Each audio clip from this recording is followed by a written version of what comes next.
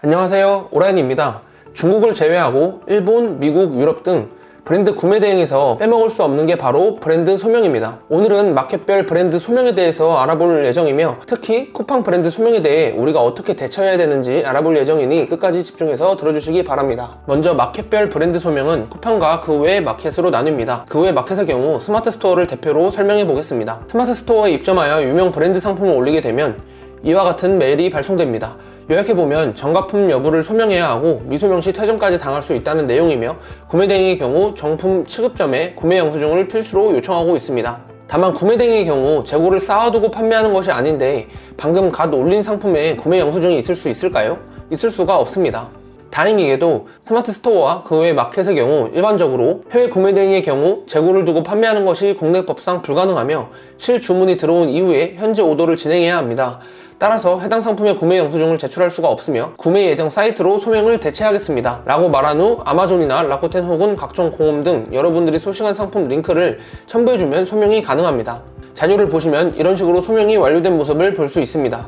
또한 스마트 스토어와 그 외 마켓의 경우 초기에 한두 번만 소명을 잘 진행해 주시면 추후 소명 요청을 거의 하지 않으니 안심하셔도 됩니다. 이렇게 스마트 스토어의 브랜드 소명 방법에 대해 알아보았는데요. 문제는 바로 쿠팡입니다. 우선 쿠팡은 브랜드마다 각각 따로 소명을 전부 요청하곤 합니다. 이런 식으로 브랜드마다 메일이 오고요.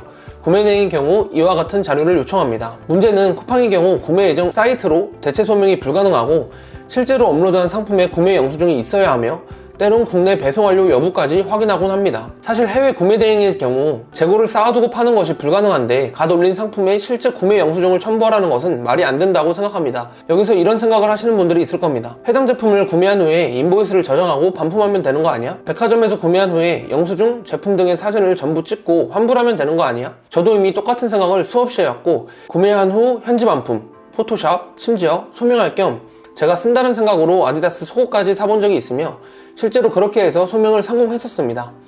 다만 쿠팡은 소명을 브랜드마다 상품마다 전부 요청합니다. 쿠팡의 내부 정책이기 때문에 정확히 알 수는 없지만 제 생각엔 브랜드 하나당 최소 두세 번은 소명을 해야 겨우 그 브랜드 하나 소명을 통과할 수 있고, 이 짓을 브랜드마다 진행해야 합니다. 현실적으로 불가능하다는 표현보다는 그렇게까지 라는 수지타산이 안 맞는다는 표현이 더 적절한 것 같습니다. 그럼 이제 이런 쿠팡의 브랜드 소명에 대해 우리가 어떻게 대처해야 하는지 이야기해 보도록 하겠습니다. 만약 내가 소수의 브랜드로 전문몰을 운영한다. 그럼 제가 위에서 말씀드린 방법으로 소명을 진행하고 해당 브랜드만큼은 확실히 소명을 뚫어놓는 게 맞는 것 같습니다. 해당 브랜드 제품을 백화점에 가서 직접 구매하셔도 되고 현지 사이트에서 직접 구매하셔도 됩니다. 이후에 반품, 환불, 사용 등은 개인 재량껏 진행해 주시면 될 것 같습니다. 문제는 다양한 브랜드와 상품을 올리는 유형의 셀러분들인데요. 아마 브랜드 구매 대행을 처음 시작하시는 분들은 대부분 다양한 상품을 올려보는 방식으로 시작하기 때문에 이 유형이 많을 것 같습니다.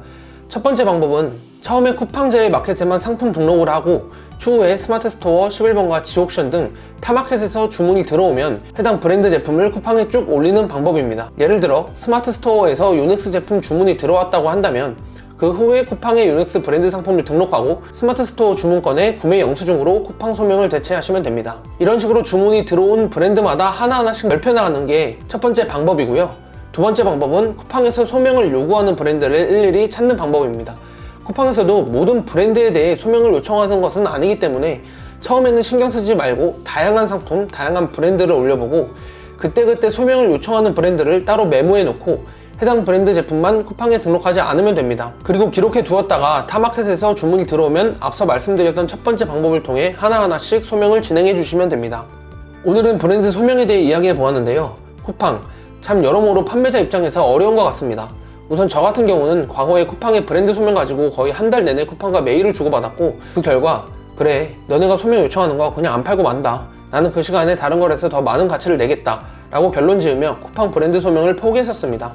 다만 제가 그랬다고 여러분들도 근거 없이 똑같이 따라 하시면 절대 안 됩니다. 제가 계속해서 말씀드리지만 남들이 못하는 거, 공급이 적은 걸 해야 높은 지점까지 갈 수 있다는 점 다시 한번 말씀드립니다. 어려워서 저를 포함한 많은 사람들이 포기한 쿠팡 브랜드 소명, 인내심을 가지고 뚫는다면 여러분들이 그 시장을 선점할 수 있다는 점 말씀드리며 오늘 영상을 마치도록 하겠습니다. 오늘 영상이 도움이 되셨다면 좋아요와 구독 부탁드립니다. 감사합니다.